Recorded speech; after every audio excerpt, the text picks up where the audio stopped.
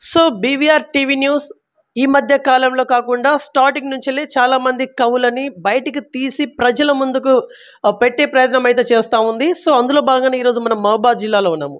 ఇక్కడ మహబూబాబాద్లో ప్రముఖ యువ కవి డాక్టర్ తండా హరీష్ గౌడ్ గారు మనతోనే ఉన్నారు. సో వీరి గురించి చెప్పాలనుకుంటే నిజంగా నవ తెలంగాణ దినపత్రిక సోపతి కాలమిస్ట్గా వీరు ఉన్నటువంటి పరిస్థితి. ఇక్కడ యంగ్ కవిగా వీరి పేరైతే ఉంది, ఓకే. బట్ ఇప్పుడున్నటువంటి కవుల గురించి వీరేం చెప్పబోతున్నారు, వీరి జర్నీ ఎలా స్టార్ట్ అయింది, ఇప్పటిదాకా ఎన్ని పుస్తకాలు రాసిళ్ళు, సమాజం గురించి వీరికి ఉన్నటువంటి మేజర్గా అభిప్రాయం గురించి కొంత తెలుసుకునే ప్రయత్నం చేద్దాం. నమస్తే సార్, బాగున్నారా? నమస్తే అండి, బాగున్నాను సార్. ఇంత దూరం వచ్చి నన్ను ఇంటర్వ్యూ చేయడానికి వచ్చినటువంటి బీవీఆర్ యాజమాన్యానికి ధన్యవాదాలు తెలుపుకుంటున్నాను సార్. ఓకే సార్, ఇప్పుడు నేను మీ గురించి కనుక్కునే క్రమంలో మీరు నవ తెలంగాణ దినపత్రిక సోపతి కాలమిస్ట్ అని చెప్పేసి నేను మీ గురించి కొంత ఇన్ఫర్మేషన్ అయితే గ్యాదర్ చేసుకున్నాను. ఒకసారి మీకున్న నవ తెలంగాణ దినపత్రికకి రిలేషన్ గురించి చెప్పండి సార్. నవ తెలంగాణ దినపత్రికలో నేను కాలమిస్ట్గా ఇప్పుడు వర్తమాన కవిత్వం అనే పేరుతో వ్యాసాలు రాస్తున్నాను సార్. దానికి నన్ను ప్రోత్సహిస్తున్నది పత్రిక సాహిత్య పత్రిక ఎడిటర్ గారు డాక్టర్ కటకొజ్జుల ఆనందాచారి గారు. వారు యువకులను ప్రోత్సహించి ఈ వ్యాసాలను రాయించడం అనేటువంటిది చాలా గొప్ప విషయంగా చెప్పుకోవచ్చు. అందులో అనంతోజ్ మోహనకృష్ణ అని ఒక మిత్రుడున్నాడు. అన్నయ్య కూడా చాలా ప్రోత్సాహం ఇచ్చారు. అందువల్లనే నేను అందులో కాలమిస్ట్గా నేను చేస్తున్నాను సార్. ఓకే సార్, ఇప్పుడు మీ చేతులు అయితే ఒక 3 పుస్తకాలు అవపడతా ఉన్నాయి. మీరు ఇప్పటిదాకా ఈ 3 పుస్తకాలనే పబ్లిష్ చేసిల్లా, ఇంకేమైనా పుస్తకాలు ఉన్నాయా? ఎస్ సార్, ఈ 3 పుస్తకాలు నేను పబ్లిష్ చేశాను సార్. ఒకటి ఇది నీటి దీపం సార్. తర్వాత రెండవ పుస్తకం వచ్చేసి ఇది ఇన్బాక్స్ రెండవ పుస్తకము. తర్వాత మూడవది గాలి లేని చోట.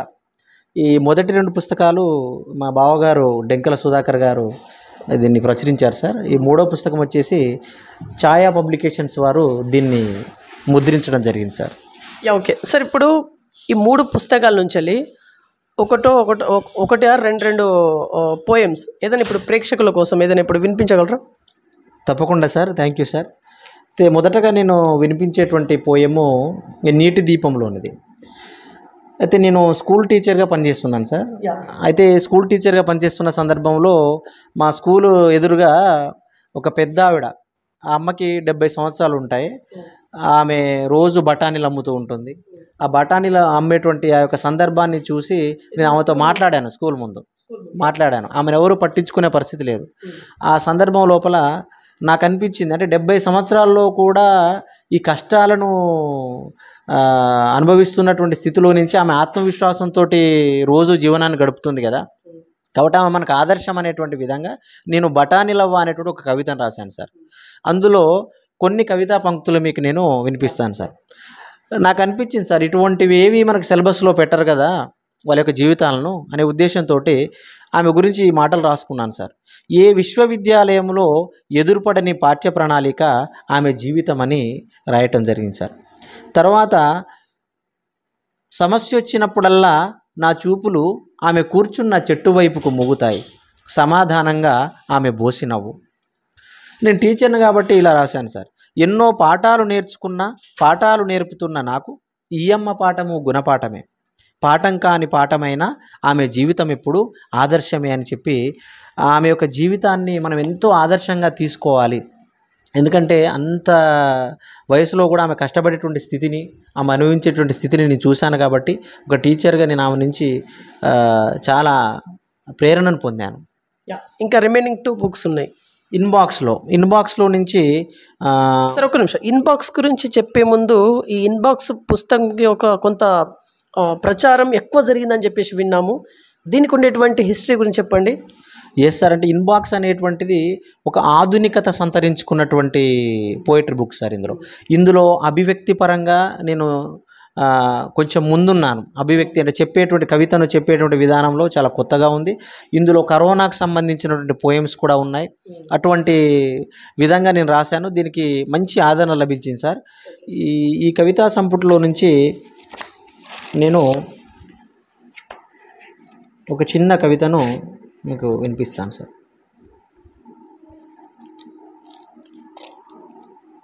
ఇది నేను మా ఆవిడ గురించి రాసుకున్నా సార్ ఇది. అవునా?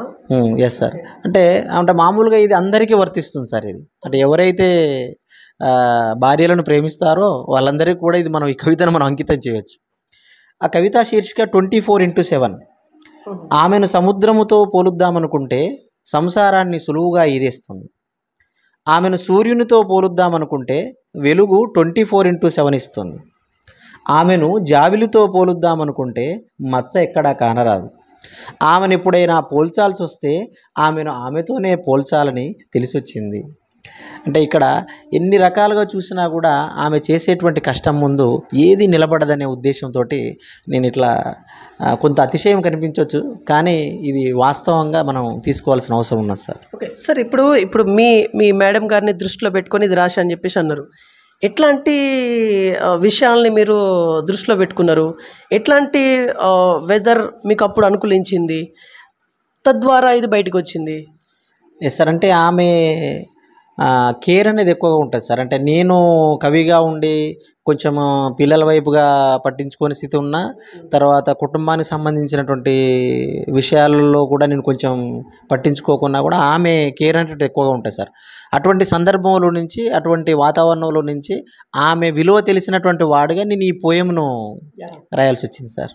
ఓకే, నెక్స్ట్ థర్డ్ బుక్ వచ్చేసి ఇది గాలి లేని చోట. ఇది మీకు చెప్పాను ముందే, ఇప్పుడు ఛాయా పబ్లికేషన్స్ వారు వేశారని. ఇందులో నేను వినిపించబోయే కవిత ఏంటంటే మా బహుజన దృక్పథంతో నేను రాసినటువంటి కవిత. మా గౌడన్న జీవితం అనేటువంటిది ఎలా ఉంటుంది అనేటువంటి ఉద్దేశంతో రాసిన కవిత అండి. ఇందులో కొన్ని కవితా పంక్తులు. మరో చెట్టు పుట్టుక. టైటిల్ నేమ్ చెప్పండి. టైటిల్ నేమ్ వచ్చేసి మరో చెట్టు పుట్టుక కోసం శీర్షిక. ఇందులో వనం చిటికెన వేలు పట్టుకొని నడుస్తూ పాములు తేళ్లను బొమ్మలను చేసి ఆడుకుంటావు. అంటే ఈ వనముకు పోయినటువంటి సందర్భంలో అక్కడ రకరకాలైనటువంటి విధంగా కష్టాలను ఎదుర్కోవాల్సి వస్తుంది సార్. అక్కడ పాములు ఉంటాయి, తేళ్ళు ఉంటాయి, రకరకాల ఇబ్బందుల్లోకి కూరుకుపోతాడు గౌడన్న. కాబట్టి దాన్ని తీసుకొని నేను ఈ కవితా పంక్తుల్ని రాయటం జరిగింది సార్. తర్వాత పేర్లు పెట్టుకొని పిలుచుకుంటారు తాళ్ళకి. వంకతాడు, దుబ్బతాడు, పొట్టితాడు, పొడుగుతాడని పేర్లు పెట్టి పిలుచుకుంటూ కన్నబిడ్డల లెక్క ప్రేమగా చూసుకుంటావు. అంటే ఆ యొక్క పిల్లల్ని ఏ విధంగా ప్రేమగా చూసుకుంటారో ఒక గౌడన్న తాడి చెట్టును కూడా అంత ప్రేమగా చూసుకుంటాడనే ఉద్దేశంతో నేను ఈ కవితా పంక్తుల్ని రాయటం జరిగింది సార్. ఏం చేస్తాడంటే ఎంత చెట్టెక్కి ఎన్ని కష్టాలు పడ్డా కూడా ఎక్కడ కూడా లాభం లేనటువంటి బ్రతికే. కాబట్టి ఆయన ఊరుకోకుండా ఏం చేస్తాడంటే వాన దెబ్బకు ఎంతమంది తాటిపండు రాలిపడ్డట్టు పడ్డా మరో చెట్టు పుట్టుక కోసం మట్టలను చెలుగుతూనే ఉంటాడు. అంటే మళ్ళీ ఆయన ఎన్ని నష్టాలకు లోబడి ఉన్నప్పటికీ కూడాను ఆయన మళ్ళీ ఇంకొక చెట్టును పుట్టించడం కోసమే ఆ మట్టలను చెలుగుతూనే ఉంటాడు. అంటే ఆయన యొక్క జీవనం అనేటువంటిది ఇప్పటికీ మారలేదు, ఇంకా మారినటువంటి స్థితిలో ఉన్నది, ఇంకా అభివృద్ధి చెందాల్సినటువంటి అవసరం ఎంతో ఉన్నది సార్. ఓకే సార్, ఇప్పుడు ఈ 3 బుక్స్ అయితే పబ్లిష్ అయినాయి.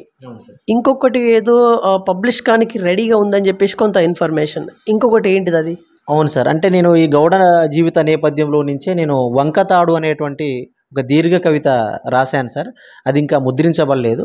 నవంబర్లో కానీ డిసెంబర్లో కానీ అది తీసుకొద్దామనేటువంటి ప్రయత్నం చేస్తున్నాను సార్. పూర్తిగా అది గౌడ జీవితానికి సంబంధించిన నేపథ్యంలో ఉంటుంది సార్. అది ఓకే సార్, ఇక్కడ మీరు ఒక దీర్ఘ కవిత అనే ఒక వర్డ్ మెన్షన్ చేసారు. ఏంటిది అది? దీర్ఘ కవిత అంటే ఏంటిది?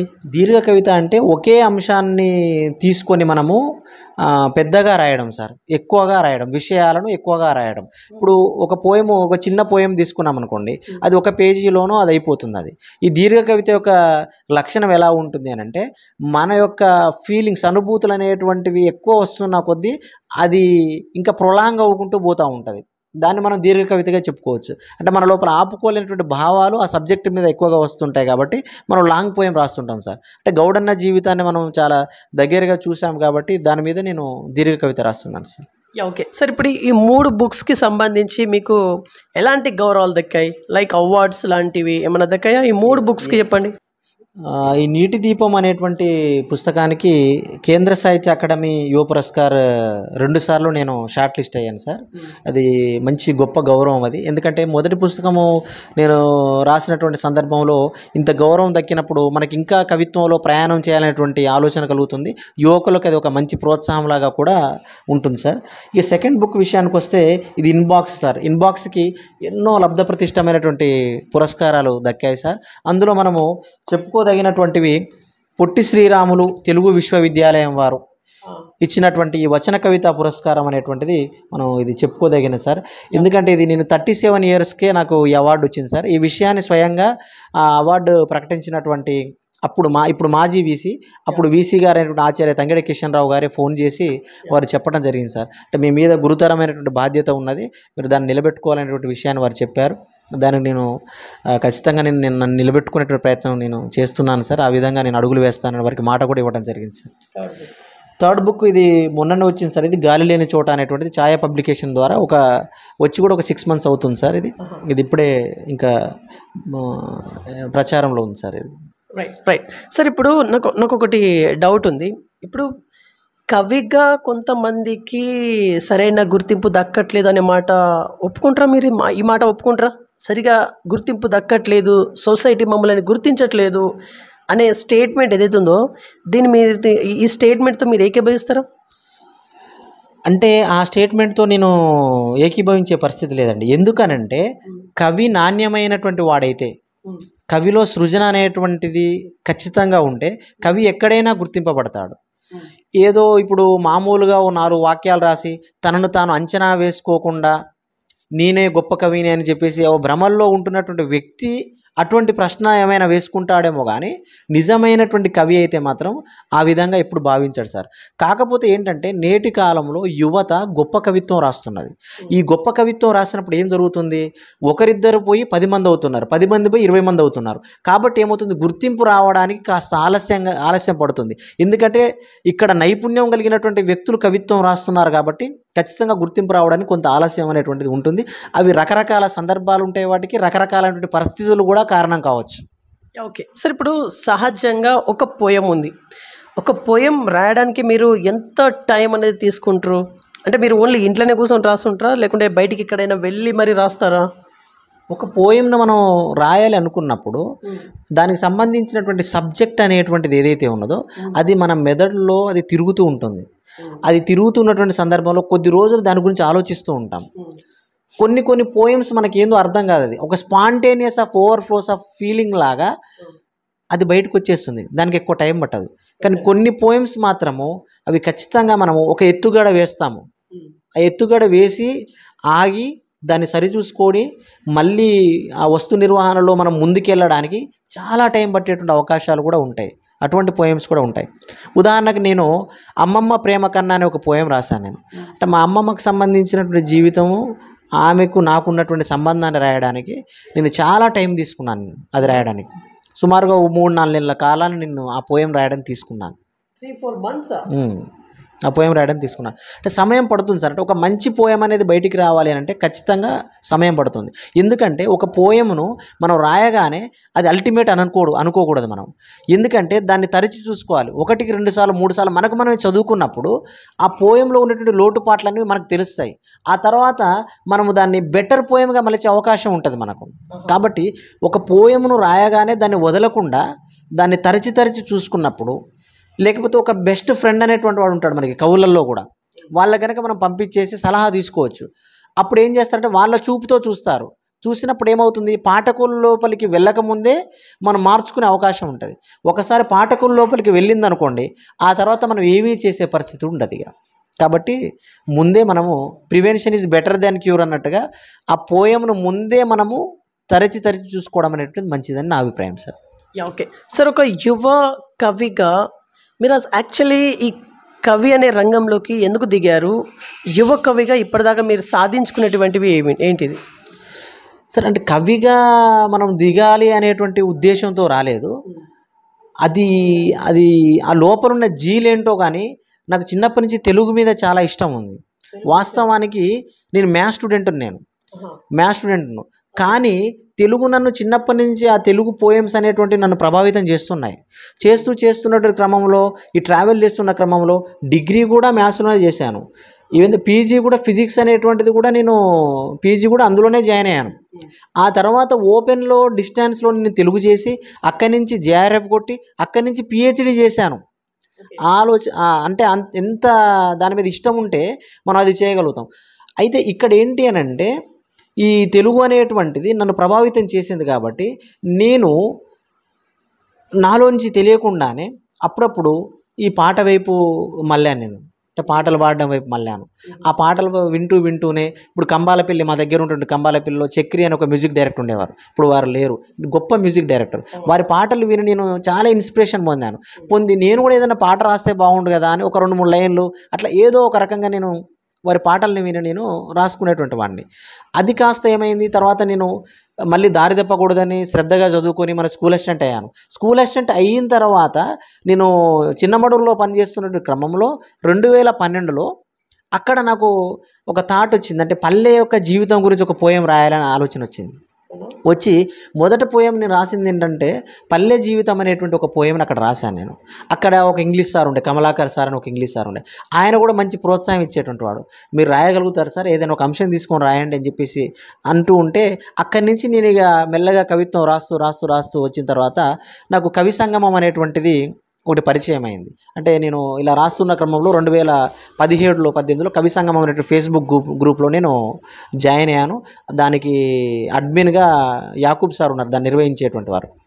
అందులో కూడా మంచి కవిత్వము రాసేవాళ్ళు ఉన్నారు కాబట్టి వాళ్ళ కవిత్వం చదువుతూ తర్వాత నా కవిత్వాన్ని నేను అందులో పోస్ట్ చేస్తూ వివిధ కామెంట్లను ప్రోత్సాహం రూపంలో పొందుతూ ఇట్లా నేను నా యొక్క కవిత్వాన్ని నేను రాసుకుంటూ వెళ్ళాను. ఇందులో డాక్టర్ ఎస్ రఘు గారు కూడా నా యొక్క పిహెచ్డి గురువు గారు కూడా నేను మొదటి పుస్తకం వేసేటువంటి సందర్భంలో కంటే ముందు కూడా మంచి సలహాలు ఇచ్చారు. కవిత్వం అనేటువంటి దాన్ని మనం ఇలా ఎడిట్ చేసుకోవాలి, ఇలా రాయాలి, ఇలా చేయాలనేటువంటి విషయం కూడా వారు చెప్పారు. కాబట్టి నేను ఈ విధంగా కవిత్వంలో రాణించగలుగుతున్నాను. ఓకే సార్, ఇప్పుడు కవి సమ్మేళనాలు మీకు జరుగుతూ ఉంటాయి జనరల్గా. అయితే సరే, ఈ కవి సమ్మేళనాల పైన కొంత నెగిటివ్ ప్రచారం కూడా జరుగుతూ ఉంది. అంటే అక్కడ ఏదో గందరగోళం జరుగుతుంది, సరిగా ఎవరు ఇంకోరు పట్టించుకోరు, అంత ఇష్టానుసారంగా జరుగుతూ ఉంటుంది. ఒక 2 మినిట్సే మాట్లాడాలి, 1 మినిటే మాట్లాడాలి, టైం అవుతుంది, అది ఇది అని చెప్పేసి కొంత ఒక స్టేట్మెంట్ అయితే బయట జరుగుతూ ఉంది. యాక్చువల్లీ దీని గురించి కరెక్ట్ ఇన్ఫర్మేషన్ ఇవ్వండి. అంటే నాకు తోచినటువంటి అభిప్రాయాన్ని నేను మీ ముందు ఉంచుతాను సార్. నేను ఏంటంటే కవి సమ్మేళనం అంటే ఏంటి అంటే కవులను కలిపేటువంటి ఒక వేదిక అది. అంటే అక్కడ ఒక అంశం ఇస్తారు, ఒక అంశం ఇచ్చి దాని మీద రాయమన్న తర్వాత దానికి ఒక 100 మంది, ఒక 400 మంది 500 మంది దానికి రిజిస్ట్రేషన్ చేసుకొని అక్కడికి వెళ్తూ ఉంటారు. వెళ్ళిన తర్వాత అందులో మామూలు వాక్యం రాసే కవి నుంచి మొదలు పెడితే లబ్ధ ప్రతిష్ట కవుల వరకు కూడా ఉండవచ్చు. అందులో ఆ టైం అనేటువంటిది సెషన్లుగా పెడతారు సార్. ఉదయం నుంచి ఒక 9 నుంచి 11 వరకు అంటారు, 11 నుంచి 1 వరకు అంటారు, 1 నుంచి ఇట్లా పెడతారు. పెట్టిన తర్వాత ఏం జరుగుతుందంటే మొదట వచ్చి అధ్యక్ష ఉపన్యాసము ఇచ్చేటువంటి వాళ్ళు ఎవరైతే ఉంటారో ఆ కవులు కొద్దిగా ఆలస్యంగా వస్తే మిగతా సెషన్స్ అన్నీ కూడా గందరగోళంగా మారేటువంటి పరిస్థితి ఉంటుంది. అదొక కారణం కావచ్చు. ఇప్పుడు ఈ రోజుల్లో కవి సమ్మేళనాలు అనంటే ఏమైపోయింది అనంటే కేవలము ఓ శాలువా, ఓ చెక్క ముక్క కోసము చేసేటువంటి ఒక కార్యక్రమంగా కూడా అయిపోయింది. అంటే మంచి నాణ్యమైన కవిత్వం అనేటువంటిది అక్కడ రావటం లేదు. అదొక సమస్య కూడా కావచ్చు.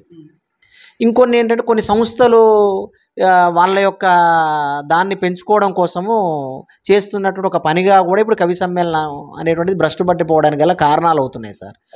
పబ్లిసిటీ. కానీ కవి సమ్మేళనం అనేటువంటిది మంచిదే. అది అంటే ఒకప్పుడు మనము చూసినప్పుడు కవులందరినీ చూసినప్పుడు వారి కవిత్వాన్ని మనము చదివినటువంటి సందర్భం లోపల విన్నటువంటి సందర్భంలో ఇన్స్పిరేషన్ పొందేటువంటి వాళ్ళం. ఇప్పుడు ఏమవుతుందంటే ఆ కవిత్వాన్ని వింటే కవిత్వం అంటే ఏంటి, ఇంత అదిగా ఉంది ఏంటి అని అనుకునే పరిస్థితికి వచ్చింది. ఇప్పుడు దీనికి కారకులు ఎవరు? మీలాంటి కవులే కదా. ఇప్పుడు ఈ రకమైనటువంటి పరిస్థితికి వెళ్ళారు అని అంటే ఈ కారకులు మీరే, రైట్? మరి దీన్ని సక్రమంగా అంటే కరెక్ట్ ఒక గాడిలో పెట్టేది కూడా మీరే. ఆ రకంగా ఎందుకని వెళ్ళట్లేరు?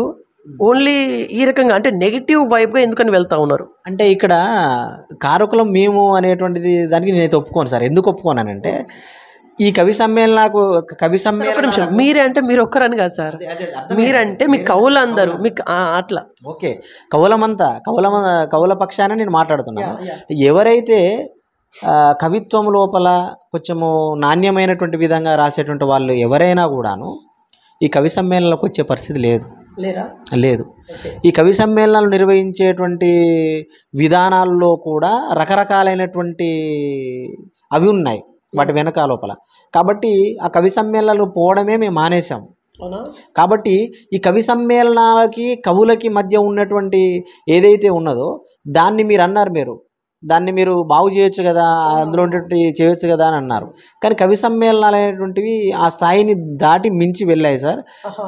కాబట్టి మనము అంటే నేనేమంటానంటే కవి అనేటువంటి వాడు ఒక నిబద్ధత కలిగిన వ్యక్తి, తాను మంచి సాహిత్యాన్ని బాగా అధ్యయనం చేస్తూ తను కొత్త సృజనను చేసుకుంటూ తను ఒక దృక్పథంతో ముందుకెళ్తూ కవిత్వం రాయాల్సినటువంటి పరిస్థితిలో ఉంటే బాగుంటుందని నా అభిప్రాయం సార్.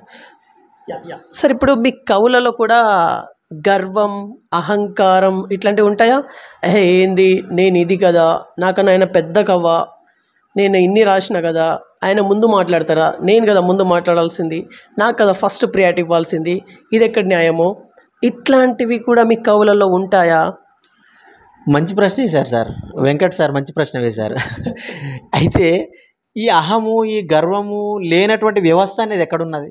దేంట్లోనైనా ఈ అహము, గర్వం అనేటువంటిది ఖచ్చితంగా ఉంటుంది. కానీ కవిగా ఉన్నటువంటి వ్యక్తి సంస్కరించబడాల. ఆ గర్వం అనేటువంటిది, అహం అనేటువంటిది కవికి ఉండకూడదు.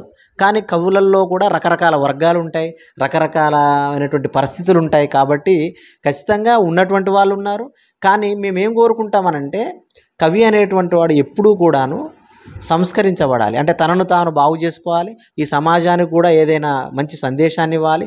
అంతే తప్ప అహంతో, గర్వంతో పోతే సాధించేది ఏమీ లేదని నా ఉద్దేశం సార్. ఒక యువ కవిగా ఇప్పుడు మీరు సొసైటీకి ఏం మెసేజ్ ఇవ్వాలనుకుంటున్నారు ఈ ఇంటర్వ్యూ సందర్భంగా? మెసేజ్ అంటే, సందేశం అంటే ఏంటంటే, మనం ఇప్పుడు చేయాల్సింది ఏంటంటే ఈ సమాజం లోపల మనం అంతా అప్రమత్తంగా ఉండాల్సిన పరిస్థితిలో ఉన్నాం. అంటే అప్రమత్తంగా ఉండాల్సిన పరిస్థితి ఏంటి అని అంటే మనది కానటువంటి స్థితిలోకి మనము నెట్టేయబడటం. అంటే మనకు కావలసినటువంటి సౌకర్యాలు మనకు అందకపోవడం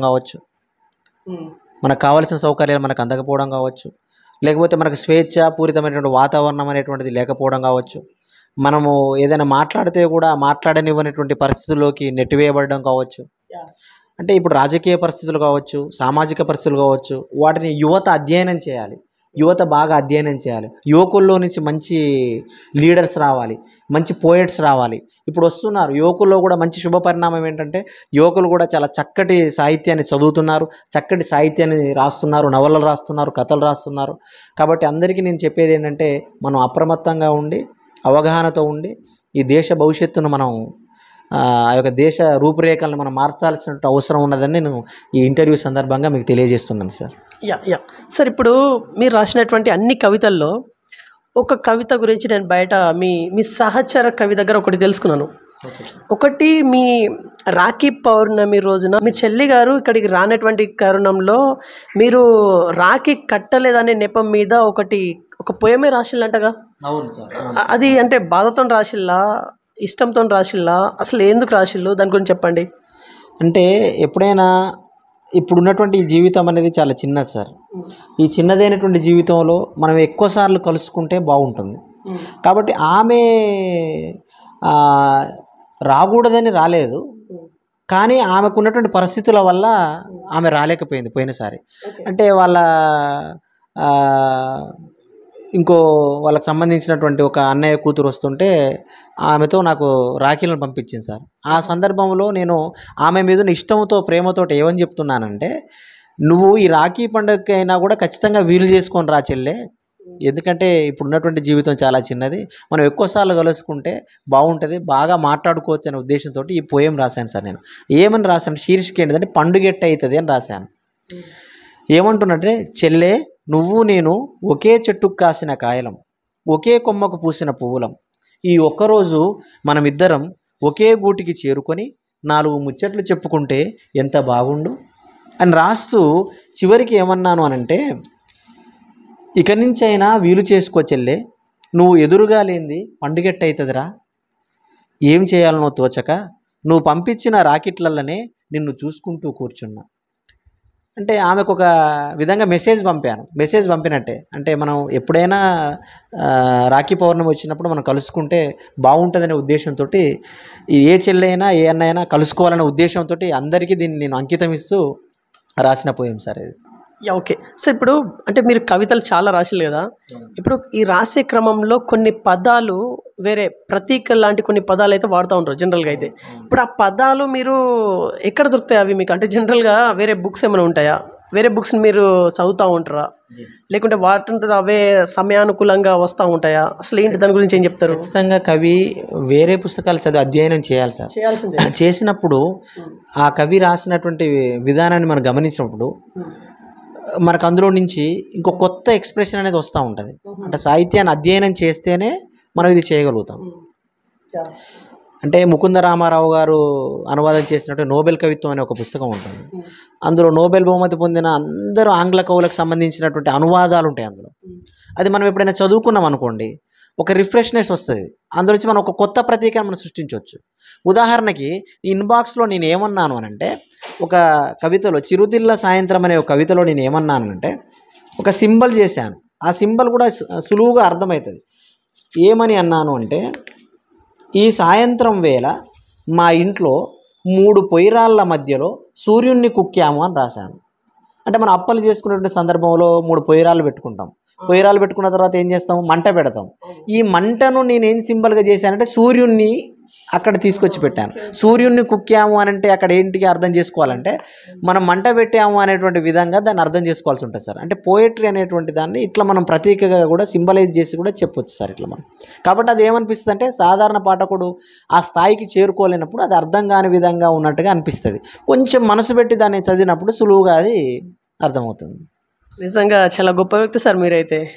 నిజంగా ఒక మంటని సూర్యునితో పోల్చి అట్లా చేయడం అనేది నిజంగా చాలా భావయుక్తంగా ఉన్నది అదైతే. సార్ ఇప్పుడు ఇవన్నీ మీకు వన్ డేలో వచ్చేస్తే చెప్పండి. కందికొండ రామస్వామి పురస్కారం అని నాగర్ కర్నూలు నుంచి ఇచ్చారు సార్. ఆ నాగర్ కర్నూలు నుంచి ఇచ్చినటువంటి సందర్భంలో అక్కడ ఆయన సమీక్ష చేసేటువంటి వ్యక్తి అన్నారు, ఈ 3 లైన్ల కోసమే ఆయనకి ప్రైజ్ ఇవ్వడం జరిగిందని చెప్పారు. అది చాలా నాకు చాలా సంతోషం అనిపించింది సార్. నేను చేసినటువంటి ప్రయోగం ఏదైతే ఉన్నదో ఇది అంతకుముందు గొప్ప అంటే నేను చేసిన ప్రయోగం అని అంటే నేనే కొత్తగా ప్రయోగం చేసిన అనుకోకూడదు మనం. పాశ్చాత్య కవులు, ప్రాచీన కవులు ఈ ప్రయోగాలు ఎప్పుడో చేసి ఉంటారు వారు. కాకపోతే మనం కొంచెం ఏం చేస్తాము, అభివ్యక్తికి వచ్చినప్పుడు మనం కొంచెం మార్చి రాసుకుంటాం అంతే. అది మనకు తెలియకుండా జరిగిపోతుంది. అంటే అంతకుముందు ఎవరో రాయొచ్చు కూడాను. ఇందులో మనం గొప్పగా భావించాల్సిన విషయం ఏంటంటే, మనం దాన్ని కొంచెం రాసినందుకు మనం ఆనందంగా మనం భావించవచ్చు సార్. సార్ ఇంకొక క్వశ్చన్ సార్, ఇప్పుడు మీరు ఇప్పటిదాకా 3 బుక్స్ అయితే రాసిళ్ళు పబ్లిష్ అయినాయి సార్. ఇంకా రాబోయే రోజుల్లో ఫ్యూచర్లో ఇంకా మీరు ఏ రకంగా మిమ్మల్ని మీరు మలుచుకోవాలి అనుకుంటున్నారు? సొసైటీలో మీరు ఏ రకంగా ఎదగాలి అనుకుంటున్నారు? సొసైటీలో మీరు ఏ రకంగా నిలబడాలనుకుంటున్నారు ఫ్యూచర్లో ఇప్పటికి వచ్చినటువంటిది ఏదైతే ఉన్నదో, నాకు ప్రోత్సాహకంగా వచ్చినటువంటి బహుమతులు అనేటువంటి నన్ను మంచి మార్గం వైపు నడిపిస్తున్నాయి కవిత్వంలో. ఇంకా కవిత్వం లోపల ఇంకా నేను రాటుదేలి మంచి ఉన్నతమైనటువంటి కవిగా, గొప్ప కవిగా నేను ఎదగాలనేటువంటి ఆకాంక్ష అనేటువంటిది నాకున్నది. అది ఖచ్చితంగా ఏ కవికైనా ఉంటుంది. అంటే సమాజంలో ఒక ఆదర్శవంతంగా ఉంటూ మంచి కవిగా సమాజానికి ఉపయోగపడేటువంటి రచనలు చేస్తూ ఆ విధంగా గొప్ప రచనలు చేస్తూ నేను ముందుకెళ్ళాలనేటువంటి ఆకాంక్షను నేను మన బీవీఆర్ టీవీ ద్వారా తెలియజేసుకుంటున్నాను sir. Sir actually last and finally ఇప్పుడున్నటువంటి గవర్నమెంట్ ముందు మీరేమైనా డిమాండ్స్ పెట్టాలనుకుంటున్నారా? మీకు ఏమైనా డిమాండ్స్ ఉన్నాయా? కవులకు చాలా డిమాండ్స్ ఉన్నాయి అనేది నేను చాలామంది కవులను ఇంటర్వ్యూలు చేసిన వాళ్ళైతే చెప్పిళ్ళు, మాకు ఈ రకమైన ఫెసిలిటీ కావాలి అది ఇది అని చెప్పేసి. మీరేం చెప్తారు? వాస్తవానికి డిమాండ్స్ ఏంటంటే, ఇప్పుడు సాహిత్య అకాడమీ ఉంది మనకు, తెలంగాణ సాహిత్య అకాడమీ అనేది ఉంది. అయితే ఈ తెలంగాణ సాహిత్య అకాడమీకి తొలి అధ్యక్షులుగా నందిని సిద్ధారెడ్డి గారు ఉన్నారు. ఆ తర్వాత మొన్న జూలూరి గౌరీశంకర్ గారు ఉన్నారు. అయితే అక్కడ ఏం జరుగుతుంది అంటే, ఆ కవులను కొంతమందిని కవులను గుర్తించేటువంటి విధంగా వారికి ఆ అకాడమీ పురస్కారాలు కనుక ప్రకటిస్తే, వీరు కవిత్వం రాస్తున్నందుకు గాను కొంతమంది కవులు ఇయర్కి ఒక 2-3 గాను, లేకపోతే 2 ఒకరునో యువ విభాగంలో ఒకరిని, లేకపోతే సీనియర్ విభాగంలో ఒకరిని తీసుకున్నప్పుడు వాళ్ళ గుర్తింపు అనేది లభిస్తుంది. అది లభించినప్పుడు సాహిత్య సేవ చేయడానికి ఇంకా కొంతమంది ముందుకొచ్చేటువంటి అవకాశాలు ఉంటాయి సార్. కాబట్టి ఆ విధంగా అకాడమీలను బలోపేతం చేయాల్సినటువంటి అవసరం ఉంది. తెలుగు భాషకు సంబంధించినటువంటి శాఖల్ని కూడా ఇంకా బలోపేతం చేయాల్సినటువంటి అవసరం ఉందని నా అభిప్రాయం సార్. రైట్. సో ఇది ఇవాళ ఇన్ఫర్మేషన్. చూస్తుండండి BVR TV news. Until then bye, take care.